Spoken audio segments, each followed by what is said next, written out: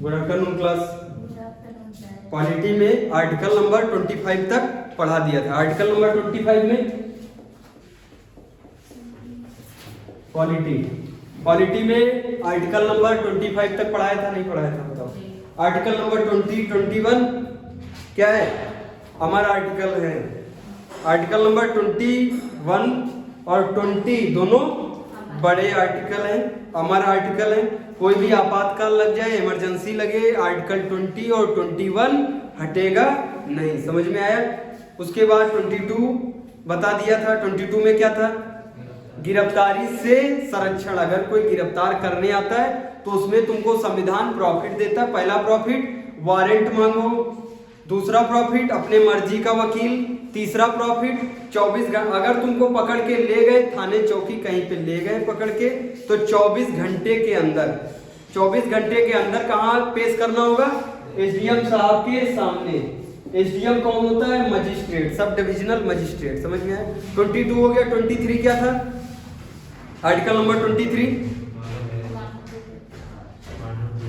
ठीक है, मानव दुर्व्यापार और मानव दुर्व्यवहार। दुर्व्यापार लिखा है एम लक्ष्मीकांत में, लेकिन दुर्व्यवहार वाला भी सीन है उसमें। समझ में आया? आर्टिकल नंबर 23 हो गया। 24 है ना, चाइल्ड लेबर। 6 से 14 से कम उम्र वालों को अगर कोई काम करवाता है, काम जानलेवा फैक्ट्री में गैस निकल रही है ना, बड़ी बड़ी बिल्डिंगों में 14 साल की कम उम्र वाले बच्चे को क्या कहते हैं? बालक को अगर कोई लेबरी करवाता है, लेबरी मतलब मजदूरी करवाता है, तो वो क्या है? कानूनी अपराध है। समझ में आया? आर्टिकल नंबर 25, आर्टिकल नंबर 25 देखो, यहां से स्टार्ट करें।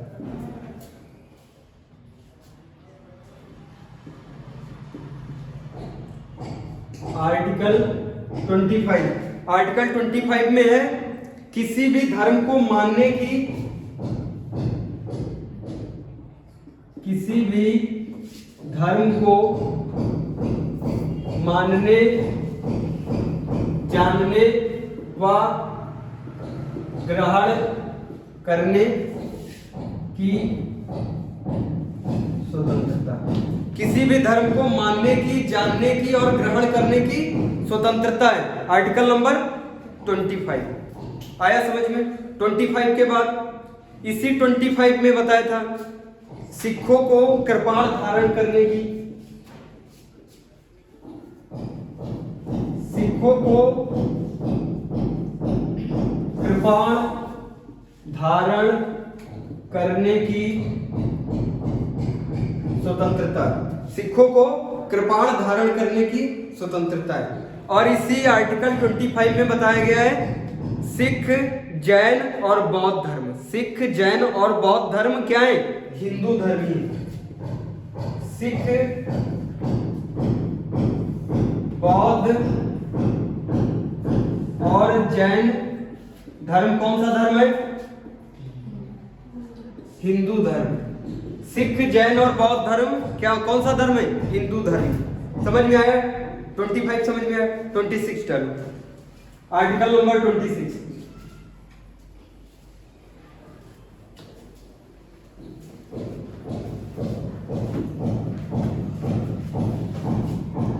आर्टिकल नंबर 26 में क्या है? धार्मिक कार्यों के प्रबंधन की स्वतंत्रता। धार्मिक कार्यों के प्रबंधन की, प्रबंधन मतलब मैनेजमेंट। धार्मिक कार्यों के प्रबंधन की स्वतंत्रता। प्रबंधन मतलब मैनेजमेंट। समझ में आ रहा? किसी भी धर्म के कार्यों की, धर्म के कार्य मतलब जो धर्म मानते हो तुम, हिंदू धर्म में त्योहार होते, दीपावली, होली, ऐसे करके दशहरा होता है। अभी दशहरे में जो भी मैनेजमेंट का काम है, मैनेजमेंट का मतलब दशहरे में रावण का कलर कैसा होगा, रावण कितने फीट का बनाया जाएगा, समझ में आ रहा है। मेले में कितनी लाइट होगी, लाइट नहीं होगी, ये सब मेला कमेटी के अंडर आता है, समझ में आया। उसमें हस्तक्षेप गवर्नमेंट नहीं करेगी, समझ में आ रहा है। धार्मिक कार्यों के प्रबंधन की स्वतंत्रता किसमें, आर्टिकल नंबर 26। कोई दिक्कत। इसी में मूर्ति, जो मूर्ति प्रयोजन है, मूर्ति जैसे गणेश जी की मुंबई में क्या होता है, गणेश विसर्जन होता है। अब उस गणेश विसर्जन में वो डीजे लगवाए, वो ऐसे ही सिंपल निकाल के ले जाए गणेश जी को, वो सब क्या है, वो धार्मिक क्या है, मैनेजमेंट, वो क्या है, प्रबंधन है, उसकी स्वतंत्रता है। ठीक है, नोट डाउन करो।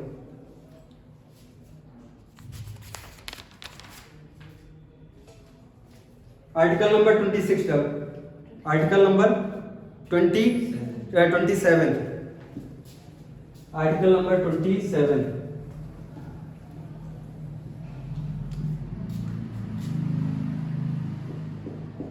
आर्टिकल नंबर 27 में क्या है, धर्म के नाम पे कोई कर वसूला नहीं जाएगा। धर्म के नाम पर, कभी तुमने सुना है कि धर्म के नाम पे कोई गवर्नमेंट कर लगाई हो, धर्म के नाम पे कि आप हिंदू हैं तो हिंदू के लिए टैक्स बनेगा, मुस्लिम है तो मुस्लिम धर्म के लिए कोई टैक्स होगा। जैसे पहले होता था जजिया कर, पिलग्रिमेज एक्ट, वो कर होता था, जो यात्री वगैरह जाते थे उन पे टैक्स लगता था। मध्यकालीन सदी में किसी भी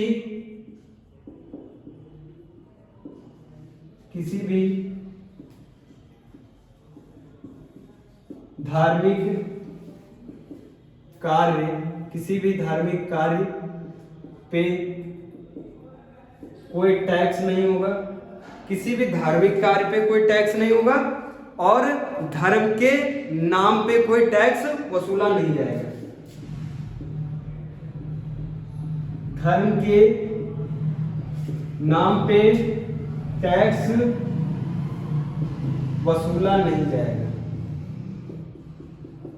धर्म के नाम पे टैक्स वसूला नहीं जाएगा। कौन सा आर्टिकल नंबर, आर्टिकल नंबर 27। धर्म के नाम पे कोई भी कर लगाया नहीं जाएगा, आर्टिकल नंबर 27। आर्टिकल नंबर 28 डालो। किसी भी सरकारी संस्थान जैसे शिक्षा संस्थान, एक बात ध्यान कर लो, आर्टिकल नंबर 28 और 29 ये दोनों अल्पसंख्यकों को संरक्षण देते, प्रॉफिट देते। आर्टिकल नंबर कौन सा, आर्टिकल नंबर 28, 28 और 29, समझ में आया। ये दोनों किसको प्रॉफिट देते, संरक्षण देते, अधिकार देते, किसको, अल्पसंख्यकों को। समझ में आ रहा है, कोई दिक्कत। आर्टिकल नंबर 28, अगर वो सरकारी स्कूल है, ध्यान से सुनना, अगर कोई सरकारी स्कूल है या सरकारी स्कूल सरकार द्वारा मान्यता प्राप्त है, ध्यान से सुनो, या सरकारी स्कूल है, ठीक है, सरकार द्वारा मान्यता प्राप्त है, ठीक है, सरकारी स्कूल सरकार द्वारा मान्यता प्राप्त या सरकार द्वारा सहायता प्रदान की जाती है किसी संस्थान को, तो वो धार्मिक शिक्षा नहीं लेगा। समझ में आ रहा है। आर्टिकल नंबर 28,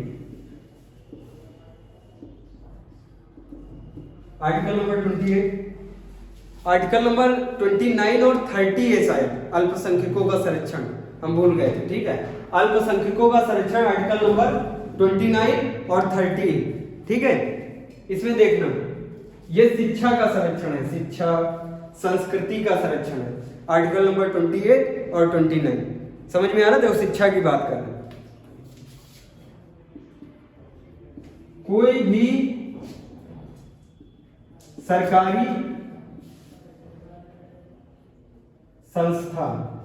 सरकारी संस्था, मैंने ले लिया एग्जांपल में शिक्षा संस्था मतलब स्कूल। अगर वो स्कूल सरकारी है, सरकारी स्कूल समझ तो गवर्नमेंट कॉलेज, गवर्नमेंट स्कूल, समझ में आ रहा है। अगर वो सरकारी स्कूल है तो धार्मिक शिक्षा नहीं दी जाएगी, समझ में आ रहा है। जो विवेकानंद है वो कोई भगवान और ईश्वर नहीं, वो कौन थे, एक इंटेलिजेंट पर्सन थे। वो जो शिक्षा दी जाती है वो उनके वैज्ञानिक तौर पे और उनके बौद्धिक क्षमता को बढ़ाने के लिए वो शिक्षा दी जाती है। गांधी जी को ईश्वर नहीं थे, ठीक है। गांधी जी की शिक्षा, आप तुम सोचोगे सरकारी स्कूल में क्या रौलत एक्ट नहीं पढ़ाया जाएगा, ठीक है, चंपारण है वो आंदोलन नहीं पढ़ाया जाएगा, पढ़ाया जाएगा। लेकिन गांधी जी किसी धर्म से है क्या? वो तो कौन थे? स्वतंत्रता सेनानी टाइप के थे, समझ में आ रहा है? देश के लिए वो काम करते थे। उनको जो पढ़ाया जाता वो धर्म नहीं है, समझ में आ रहा है? वो तो पढ़ाया जाएगा। ध्यान से सुन लो, याद न रहे, सरकारी स्कूल में इतना तो याद रहेगा, सरकारी स्कूल सब जानते हैं। सरकारी स्कूलों में धार्मिक शिक्षा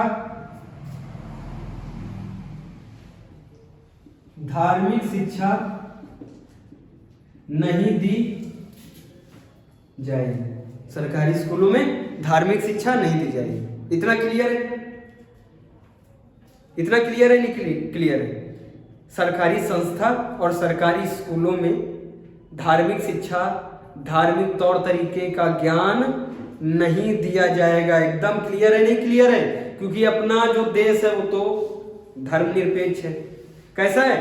धर्मनिरपेक्ष है, तो वहां पे धर्म की तो कोई बात ही नहीं। इसीलिए धर्म की शिक्षा किसी भी जहां पे सरकार का अटैचमेंट है, मतलब या तो सरकारी स्कूल है या फिर सरकार उसको क्या देती है? सरकारी सहायता देती है। इसी स्कूल को अगर सरकारी सहायता कौन प्रदान करता है? सरकारी सहायता सरकार प्रदान करती है इस स्कूल को, तो इसमें भी धार्मिक शिक्षा नहीं दी जाएगी। समझ में आ रहा है? अगर सरकारी स्कूल है या फिर सरकार सहायता देती है किसी भी संस्थान को, तो वो धर्म के नाम पे शिक्षा या तौर तरीका नहीं सिखाएगा। समझ में आ गया? अब देखना दूसरा पॉइंट। ऐसी संस्था जो राज्य द्वारा मान्यता प्राप्त है, ऐसी संस्था जो राज्य द्वारा मान्यता प्राप्त है या वित्त सहायता प्राप्त करती है, या वित्त सहायता प्राप्त करती है, स्वैच्छिक आधार पर धार्मिक शिक्षा की अनुमति है। अब दोनों में डिफरेंस समझ में आया? अगर मान्यता प्राप्त है और सहायता लेते तो उनपे सबसे पहले तो प्रतिबंध है कि धार्मिक शिक्षा ना दे। समझ में आया? अगर वो धार्मिक शिक्षा देते तो जबरदस्ती शिक्षा नहीं दे सकते। समझ में आया? अगर आगे वाले की इच्छा है कि हाँ ठीक है इस धर्म को हमको मानना है स्वैच्छिक तरीके से, समझ में आया? स्वैच्छिक तरीके से वो एक्सेप्ट करता, बात अलग है, लेकिन प्रतिबंध है। समझ में आया? सरकारी स्कूलों पे धार्मिक शिक्षा अगर कोई टीचर दे रहा तो टीचर की नौकरी चली जाएगी। समझ में आ रहा है? अगर कोई जबरन, मान लो कोई हिंदू है या मुस्लिम है, वो किसी संस्था में, वो चाहे प्राइवेट संस्था हो, समझ में आ रहा है, उसने सरकार से मान्यता भी नहीं ली है, सरकार से उसका कोई मतलब भी नहीं है, प्राइवेट सेक्टर, एकदम प्राइवेट, खुद उसका मालिक है, तब भी वो जबरदस्ती धार्मिक शिक्षा नहीं दे सकता है। समझ में आया? जबरदस्ती धार्मिक शिक्षा नहीं दे सकता है। क्लियर हुआ? आर्टिकल नंबर, ये इतना आर्टिकल क्लियर है? यहां तक कोई दिक्कत? निजी संस्था, सरकारी संस्था अलग अलग होती है। सरकारी स्कूल है, समझ में आया? सरकारी स्कूल जो होते हैं, सरकारी स्कूल समझते हो? गवर्नमेंट कॉलेज में तो एकदम ठोस प्रतिबंध है, सरकार ही उसको बंद करा देगी। समझ में आ रहा है? अगर किसी का निजी स्कूल है लेकिन मान्यता प्राप्त है, निजी स्कूल होते लेकिन गवर्नमेंट, राज्य सरकार से, UP board, Bihar board, Rajasthan board मान्यता प्राप्त करते, तभी तो हाई स्कूल, इंटर का बोर्ड एग्जाम करवाते हैं। समझ में आ रहा है? तो फिर वो भी जबरन धार्मिक शिक्षा नहीं दे सकते। स्वेच्छा से उसकी इच्छा है प्राइवेट स्कूल में कि हम इस धर्म की उर्दू पढ़ना है, धर्म को उसको लगाव है कि हमको इस इस्लाम धर्म से लगाव है, तो वो शिक्षा प्राप्त कर सकता अपनी स्वेच्छा से। लेकिन अगर सरकारी स्कूल में तुमको लगाव है भी, तब भी तुम किसी धर्म को नहीं मान सकते, मतलब धर्म को मान सकते हो लेकिन वो कोई टीचर तुमको धार्मिक शिक्षा नहीं दे सकता। समझ में आया? वो सिलेबस पढ़ाएगा कि तुमको धार्मिक शिक्षा देगा। इसीलिए हर स्कूल में NCERT सबका सिलेबस है, जियोग्राफी, हिस्ट्री सारे चलते, भैया सब्जेक्ट हैं 8, 7, 8 छोटे क्लासों में सब्जेक्ट होते हैं, वो पढ़ाओ। तुमको धार्मिक शिक्षा देने की क्या जरूरत है? समझ में आ रहा है? सरकारी स्कूल में, निजी में थोड़ा बहुत छूट, लेकिन जबरन तुम कहीं पे धार्मिक शिक्षा नहीं दे सकते हो। जबरन, निजी हो, सरकारी हो या मान्यता प्राप्त हो। समझ में आया? आर्टिकल नंबर आगे 29, 28 तक हो गया, 27, 28, 29 लिखो। 29 शिक्षा संस्थानों की स्थापना और प्रशासन करने का, शिक्षा संस्थानों की स्थापना और 29 बोल रहे हैं ना, 29 लिखो, 29, 30 वाला आ गया था।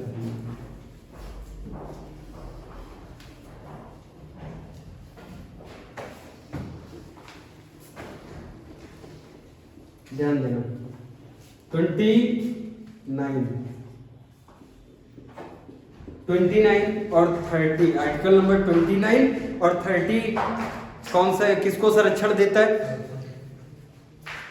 अल्पसंख्यकों को। समझ में आ रहा है? ये पूछा गया सीधे सीधे, अल्पसंख्यकों का संरक्षण किस आर्टिकल में है? आर्टिकल नंबर 29 और 30 में। पहले 29 डालो। 29 में अल्पसंख्यकों के हितों का संरक्षण, अल्पसंख्यकों के हितों का संरक्षण, आधार डालना कैसे? भाषाई और धार्मिक आधार पे।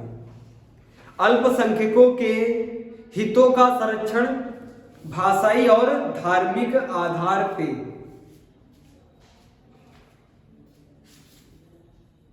फिर सरल शब्दों में देख लो, भाषा और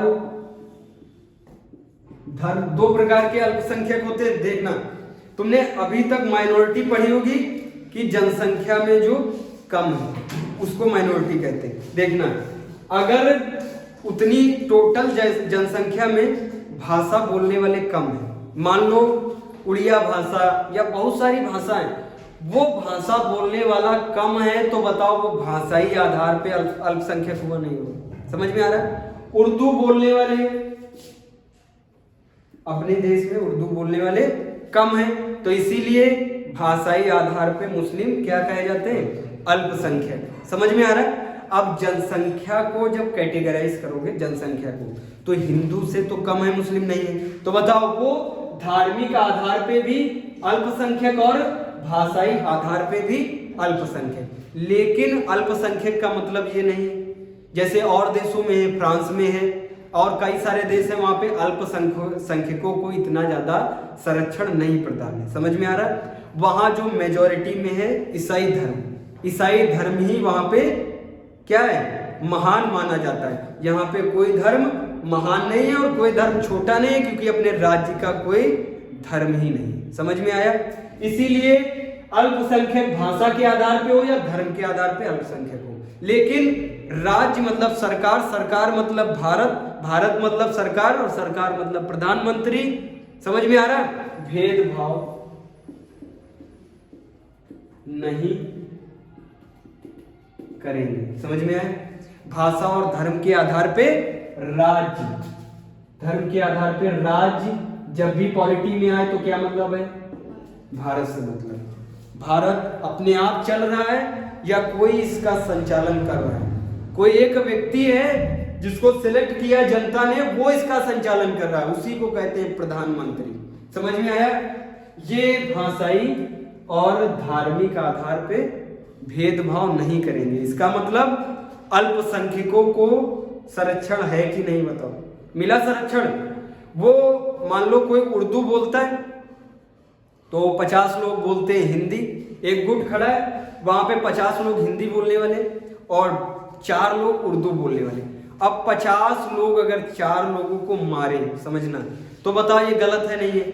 समझ में आ रहा है? ये गलत हुआ किस आर्टिकल के थ्रू? आर्टिकल नंबर 29, क्योंकि आर्टिकल नंबर 29 क्या कहता है कि कोई सी भी भाषा बोले, समझ में आ रहा है, किसी में भेदभाव राज्य नहीं करेगा।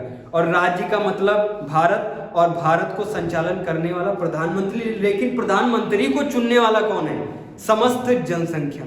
तो पूरी जनसंख्या का भी नाम आ रहा नहीं आ रहा, मतलब पूरी समस्त जनसंख्या भेदभाव नहीं करेगी। अगर तुमने भेदभाव किया तो मतलब संविधान का क्या है, उल्लंघन है। और जो लोग संविधान का उल्लंघन करते हैं उनको पुलिस वाले क्या कहते हैं, गैर कानूनी काम किया है, और गैर कानूनी काम वालों को जेल भेजा जाता है। समझ में आया? पूरा रिलेट कर पा रहे हो सबको? 29 समझ में आया? भाषा और धर्म के आधार पे भेदभाव नहीं होगा। अगर भेदभाव किया तो फिर गैर कानूनी गैर संवैधानिक पुलिस वाले पकड़ेंगे, एसडीएम साहब के पास, एसडीएम साहब प्लांटी लगाएंगे, चार्ज लगाएंगे। उनके समझ में नहीं आएगा, बहुत बड़े तुम धार्मिक कट्टरवादी हो, है ना? समझ में आ रहा है? ज्यादा तुम भेदभाव करते हो तो वो क्या करेंगे, ये केस ज्यादा बड़ा होके कहाँ जाएगा, हाई कोर्ट। हाई कोर्ट में भी नहीं सुलझा तो सुप्रीम कोर्ट, सुप्रीम कोर्ट तुमको सजा सुनाएगा। समझ में आ रहा है? इसीलिए जो धर्म का प्रचार प्रसार करने की स्वतंत्रता है, लेकिन धर्म के नाम पे दंगा करवाना, धर्म के नाम पे किसी को पीटना, ये सब क्या है, गैर कानूनी। अगर इसमें पकड़े गए तो जेल होगी। समझ में आ रहा है? धर्म को मानने की और जानने की स्वतंत्रता है। हम हिंदू हैं, हमको मुस्लिम धर्म को जानना है, हम जान सकते हैं। कोई रोकेगा, अगर कोई रोकेगा तो वो पकड़ा जाएगा, क्योंकि आर्टिकल नंबर 25 में लिखा है किसी भी धर्म को मानने की और जानने की स्वतंत्रता और ग्रहण करने की। आज हम तुम्हारे सामने खड़े हैं, हिंदू हैं, कल हमारा मन बदल जाए, मुस्लिम धर्म अपना लेंगे, कोई रोकेगा तो वो पकड़ा जाएगा जो रोकेगा, क्योंकि ग्रहण करने की भी स्वतंत्रता 25 में है। 50 लोग रोज धर्म बदलते, जब इच्छा होती तो ईसाई बन जाते हैं, 3 दिन के बाद ईसाई धर्म छोड़ के फिर हिंदू आ गए, हिंदू के बाद मुस्लिम बने, फिर ऐसे ऐसे ट्रांसफर होते रहते, क्योंकि उनको छूट है। समझ में आया? अगर उस छूट को कोई रोकने की कोशिश करे, मारने की कोशिश करे उसको, कि हमारे धर्म में तुमको नहीं आना है, तो तुमको कौन सा आर्टिकल बताना, आर्टिकल नंबर 25, सब छूट है उसमें, नहीं है। इसी प्रकार कोई भी भाषा बोलो, कोई भी धर्म मानो, है ना, वो धर्म तुम्हारा, मान लो कोई धर्म ऐसे, अरे भारत में विविधता बहुत है, 4 लोग किसी और धर्म को मानते, इधर तो विविधता नहीं है। उत्तर प्रदेश से और पूरब की साइड बढ़ोगे, नागालैंड, सिक्किम, वहां पे हर घर में अलग अलग भगवान है। समझ में आ रहा है? तो क्या उनको मान्यता नहीं देगी सरकार? उनको भी मान्यता देगी, वो भी हर धर्म को मान सकते हैं, हर धर्म का प्रचार प्रसार कर सकते हैं, अपने हिसाब से संस्था स्थापित कर सकते हैं। समझ में आया? वो कोई अलग भगवान को मानते हैं, उसका मंदिर बना ले, कोई रोकेगा नहीं। समझ में आ रहा है? कोई दिक्कत? ये आर्टिकल 29 समझ में आया? 30, आर्टिकल नंबर 30, ये छोटे ही article number 30, article number 30, article number 30 क्या कहता है? शिक्षा संस्थानों की स्थापना और प्रशासन करने का अल्पसंख्यकों को अधिकार है। वही आर्टिकल नंबर 29 किसमें फिट होगा, आके 30 में फिट हो जाता। देखो, उसने कहा कि किसी भी धर्म जो अल्पसंख्यक है, धार्मिक अल्पसंख्यक है, भाषाई अल्पसंख्यक है, उनमें भेदभाव नहीं होगा। और वो जो अल्पसंख्यक हैं, वो अगर किसी स्कूल को खोलते हैं, समझना, किसी शिक्षा संस्थान को खोलते हैं, किसी धर्म के आधार पे मंदिर बनवाते हैं, उनका अलग धर्म है, 4 लोग किसी भगवान को पूजते हैं और वो 4 लोग मंदिर बनवाना चाहते हैं, उनको कोई रोक नहीं सकता है। समझ में आया? ऐसा नहीं होगा कि मुस्लिम इंसान स्कूल नहीं खोल सकता है। समझ में आ रहा है? मुस्लिम इंसान हॉस्पिटल नहीं खोल सकता, ऐसा नहीं होगा। आर्टिकल नंबर किसमें? आर्टिकल नंबर 30 में वो कोई भी संस्थान जो अल्पसंख्यक है, जिसकी जनसंख्या कम है, भाषाई आधार पे कम है, या फिर जनसंख्या के आधार पे कम है, वो ऐसा नहीं होगा कि वो हॉस्पिटल नहीं खोल सकता है, वो मंदिर नहीं बना सकता है, वो कहीं आ जा नहीं सकता, ऐसा कुछ नहीं है। आर्टिकल नंबर किसमें का है? 30 में। किसी भी संस्था को खोलने की स्वतंत्रता, किसी भी संस्था मतलब संस्था समझते हो ना, स्कूल, हॉस्पिटल, कंपनी, सब संस्थाएं होती है। समझ में आ रहा है? इंस्टीट्यूशन इनको कहते हैं। ये सब जो मेजॉरिटी कर सकती है, वो माइनॉरिटी भी कर सकती है। समझ में आ रहा है? कोई भेदभाव, आर्टिकल नंबर 30 कहता है भैया तुम अल्पसंख्यक हो, तुम आराम से पढ़ो, MBBS करो, IIT करो, इंजीनियर बनो, IAS PCS बनो, पैसा हो, स्कूल खोलो, है ना, कंपनी खोलो, तुमको कोई रोकने वाला है क्या? कोई नहीं रोकेगा। अगर कोई रोके तो सुप्रीम कोर्ट जाओ आर्टिकल नंबर 32 के थ्रू, और आर्टिकल नंबर कौन सा लेके, 30 लेके, कि आर्टिकल नंबर 30 संविधान ने दे रखा है और हम जाति के आधार पे अल्पसंख्यक हैं, हम केवल 10 लोग हैं पूरे भारत में, केवल 10 ही लोग हैं पूरे भारत में, तो अल्पसंख्यक हुआ नहीं हुआ। उसको हॉस्पिटल नहीं खोलने दे रहे, तो उसको हॉस्पिटल खोलने दिया जाएगा, नहीं दिया जाएगा। आर्टिकल नंबर 30 के थ्रू सुप्रीम कोर्ट ऊपर से ऑर्डर करेगा कि इसको कोई रोक नहीं सकता, इसके पास पैसा है, ये हॉस्पिटल खोले, स्कूल खोले, कंपनी खोले। आर्टिकल नंबर 30 देता है क्या, छूट देता है। समझ में आया? किसी भी संस्था, आर्टिकल ये आ चुका है, किसी भी संस्थान को खोलने की अल्पसंख्यकों को स्वतंत्रता किस आर्टिकल से, आर्टिकल नंबर 30। समझ में आया? Article number 31, article number 31 article क्या था? यही वो आर्टिकल है जो आर्टिकल जा चुका है। समझ में आ रहा है? ये आर्टिकल 31 है ही नहीं। समझ में आया? ये वो आर्टिकल है जो आर्टिकल पहले था अब नहीं। समझ में आ रहा है? ये वो आर्टिकल है जो पहले था अब नहीं है। ये पूछा जाता है एग्जाम में, वो कौन सा आर्टिकल है जो संविधान में पहले था और अब नहीं है। ये आर्टिकल को क्या बना दिया गया, अनुच्छेद को कानूनी अधिकार, कानूनी अधिकार बना के कहां इसको ले गए, आर्टिकल नंबर फंडामेंटल राइट। ये पूछते हैं फंडामेंटल राइट में कौन सा आर्टिकल स्केप हो चुका है, स्केप मतलब बाहर जा चुका। फंडामेंटल राइट मौलिक अधिकार से, मौलिक अधिकार से कौन सा आर्टिकल गया, आर्टिकल नंबर 31। और ये किस अनुच्छेद में गया, किस आर्टिकल में, आर्टिकल नंबर 300A। 300A क्या है, कानूनी अधिकार में गया। भैया मजबूरी थी। फंडामेंटल राइट मतलब संपत्ति का अधिकार था पहले। यह आर्टिकल नंबर 31 क्या था, संपत्ति मतलब प्रॉपर्टी का अधिकार।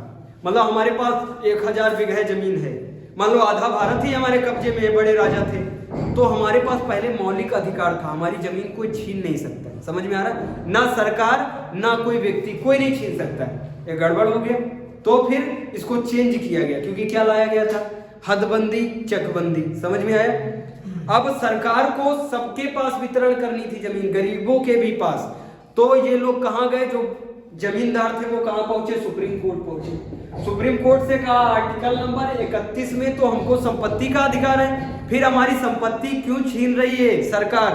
तो उसने कहा बात सही है तुम्हारी, बहुत दिन तक सरकार और सुप्रीम कोर्ट की भिड़ंत चलती रही। सुप्रीम कोर्ट कहता था हाँ भैया आर्टिकल नंबर 31 इसके पास है, संपत्ति नहीं छीननी चाहिए, उसको संपत्ति वापस मिल गई। फिर सरकार ने क्या किया, दूसरा अधिनियम लाके फिर संपत्ति छीन ली इससे।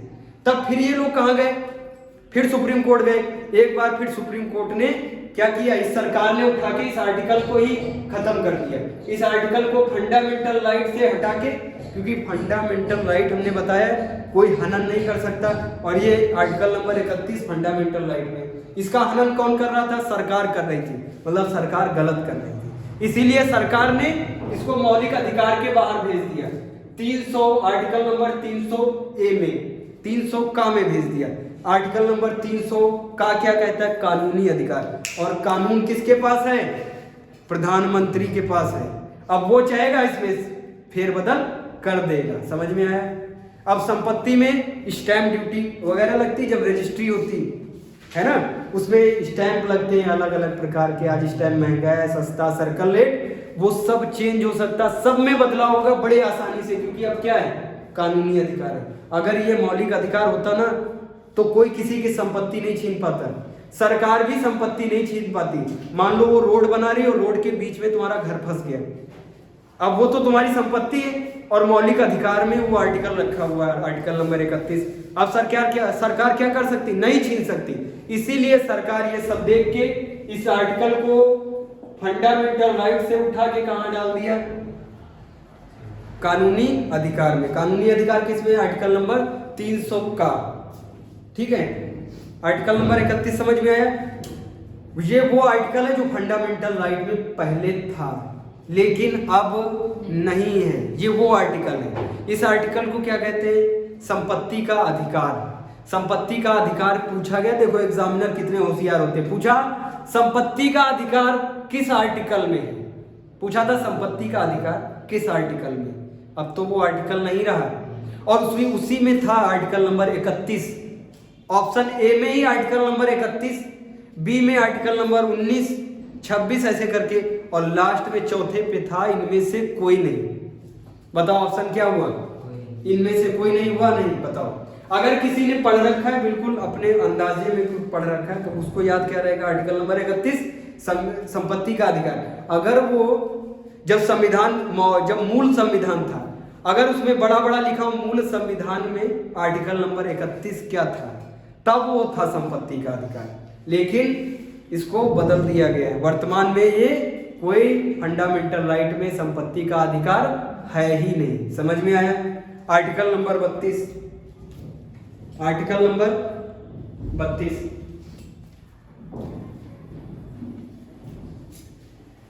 आर्टिकल नंबर 32 सबसे इंपॉर्टेंट आर्टिकल है। आर्टिकल नंबर 32 सबसे फेवरेट है एग्जामिनर का। कुछ पूछे ना पूछे, आर्टिकल नंबर 32 तो वो अंदाजे में भी रख देता है कि आर्टिकल नंबर 32 तो पूछ ही नहीं, क्योंकि ये वो आर्टिकल है जिसको क्या कहा जाता है? दवा, दुआ, उपचार, डॉक्टर। ये वो आर्टिकल है जो फंडामेंटल राइट का डॉक्टर है। कौन सा आर्टिकल? Article number 32। ये जो मौलिक अधिकार मिले, मौलिक अधिकार जब हम लोग पढ़ते तो हमको लगता है कि हमारी भी कुछ इज्जत है समाज में, हम भी इस देश में वजन रखते हैं। लेकिन अगर ये आर्टिकल 32 हटा दिया जाए तो सारा वजन जीरो हो जाएगा, सारा वजन जीरो हो जाएगा। तुमको पता भी नहीं चलेगा कब सरकार ने उठा के जेल में डाल दिया। समझ में आ रहा है? तो कौन सा आर्टिकल डॉक्टरी करता है? Article number 32। वो कौन सा मौलिक अधिकार का आर्टिकल है जो सारे आर्टिकल, जितने भी मौलिक अधिकार में आर्टिकल है, सबको क्या करता है? सबका वो क्या करता है? इलाज, रेमेडी करता है। रेमेडी वाला आर्टिकल, आर्टिकल नंबर 32। रेमेडी से पता चल रहा है डॉक्टरी वाला सिस्टम है। कौन सा आर्टिकल डॉक्टर है? यही आर्टिकल डॉक्टर है, यही आर्टिकल दवा है, यही आर्टिकल दुआ है। समझ में आया? इसीलिए अंबेडकर जी ने कहा था पूरे अनुच्छेदों में, जितने भी अनुच्छेद हैं मूल संविधान में, कितने अनुच्छेद थे? 395 मूल संविधान में। कहा था मूल संविधान में जितने भी आर्टिकल हैं, सब आर्टिकलों का बाप है कौन? Article number 32। सब आर्टिकलों से सबसे ज्यादा महान कौन है? आर्टिकल 32। सबसे महत्वपूर्ण आर्टिकल कौन सा है? 32। इसीलिए अंबेडकर जी ने कहा था पूरे संविधान की आत्मा है ये आर्टिकल। समझ में आया? पूछा गया है संविधान की आत्मा किसे कहते हैं? संविधान की आत्मा कौन से अनुच्छेद को कहते हैं? Article number 32। देखो इसके कितने नाम हैं? ये डॉक्टर है, ये दवा है, दुआ है, उपचार है, रेमेडी है। समझ में आ रहा? आत्मा है। समझ में आ रहा है? एकदम क्लियर कट। ये इतना इंपॉर्टेंट आर्टिकल है।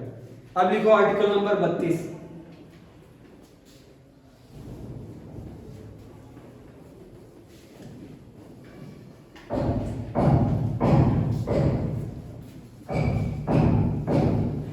आर्टिकल नंबर 32, इसको सरल शब्दों में कहते हैं संवैधानिक उपचारों का अधिकार। संवैधानिक उपचारों का अधिकार।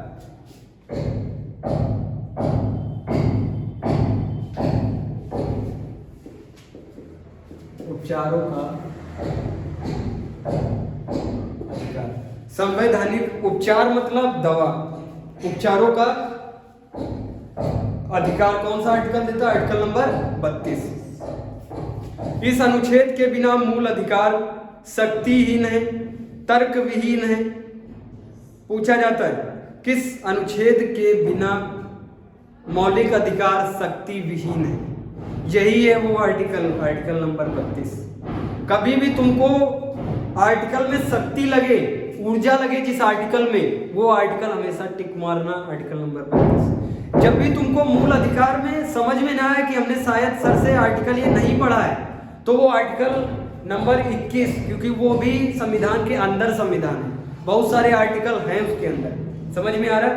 वैसे सब याद होने चाहिए जुबान पे, लेकिन अगर कभी भी भूल जाओ, तुमको लगे नहीं पढ़ा है ये वाला आर्टिकल, सारे तो याद है लेकिन ये वाला शायद नहीं पढ़ा, तो आर्टिकल नंबर 21 को मारना।